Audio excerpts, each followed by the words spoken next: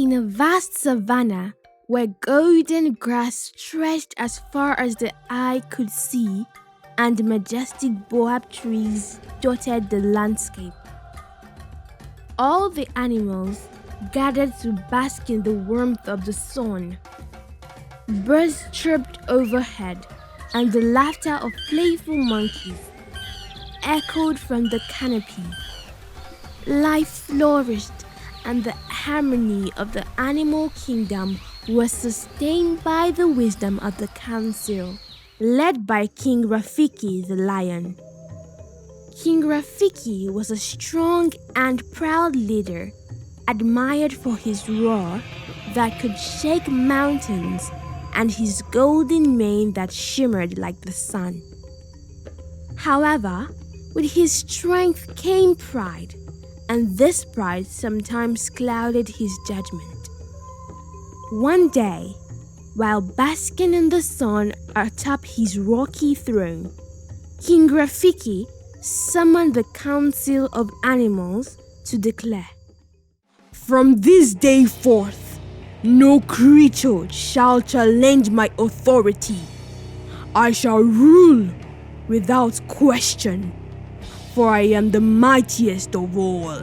His announcement spread fear through the savannah. The council members, fearing his wrath, nodded in agreement. But in the crowd was a small and clever hare named Tutu. He was known for his wit and his bright eyes sparkled with ideas.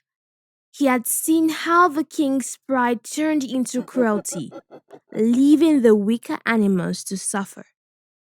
Tutu knew something had to be done. That evening, as the golden sun dipped below the horizon, Tutu gathered the small animals, the meek gazelles, the swift springboks, the timid meerkats, and the delicate impalas. He spoke to them softly. "King Rafiki's pride has turned him into a tyrant. He no longer listens to the needs of the small creatures, but I have a plan to humble him."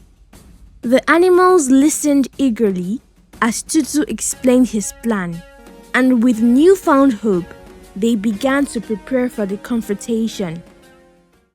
The next morning, King Rafiki awoke and stretched his mighty paws. As he looked down at the savannah from his rocky perch, he noticed something unusual. The plain seemed empty. The animals that usually roamed the grasslands, filling the air with their calls, were nowhere to be found. "Where are my subjects?" the king growled.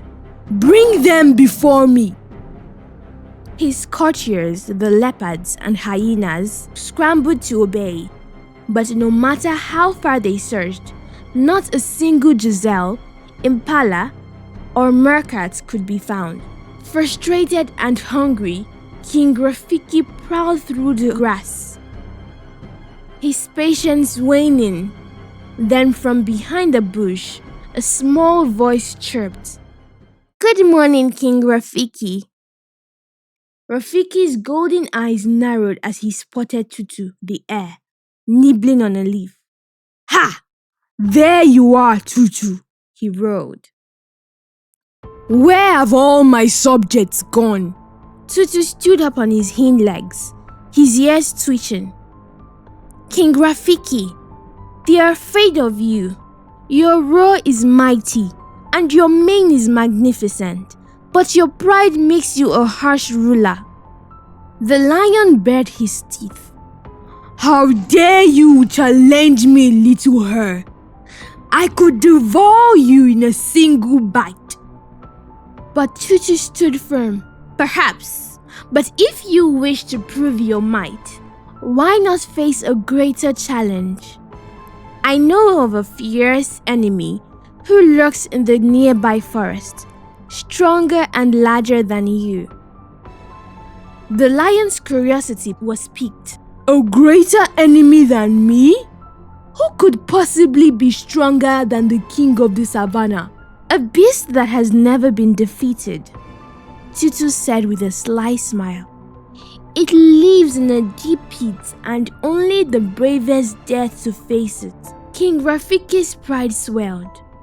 Lead me to this pit, and I will show this beast to King Rafiki that King Rafiki is supreme. Tutu led the lion through the savannah to a deep dark pit, surrounded by trees and bushes.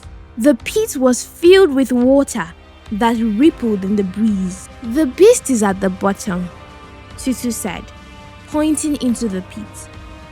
King Rafiki peered over the edge, and in the water, he saw the reflection of a lion staring back at him. Unaware that he was looking at his own reflection, he thought it was the fierce enemy that Tutu had warned him about. His mane bristled, and he let out a roar that shook the trees. The reflection rolled back. Angered, Rafiki lashed out at the pit, but the reflection attack mirrored his own. Every move he made was reflected back, and his frustration grew. Eventually exhausted and humiliated, he slumped beside the pit. Tutu hopped over to the weary lion. Do you see now, King Rafiki? The enemy you face is your own pride.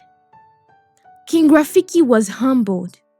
He realized how his arrogance had blinded him and made him cruel to his own subjects. He looked down at Tutu, who had bravely stood up to him, and said, You have shown me my own way, folly, little hare. From this day forth, I shall listen to the needs of all my subjects, big and small. Tutu nodded with a smile and led the lion back to the savannah. As word spread that King Rafiki had changed his ways, the animals slowly emerged from their hiding places. They came to greet their king, who stood atop his rocky throne once more, this time with kindness and humility. King Rafiki ruled the savannah with wisdom, listening to the counsel of all creatures. He made Tutu the chief advisor to ensure that the small voices were heard. The kingdom thrived once again, and Tutu became a hero whose cleverness had saved them all. And so, in the savannah, the animals told the tale of the clever hare and the proud lion for generations. A story of wisdom triumphing over pride.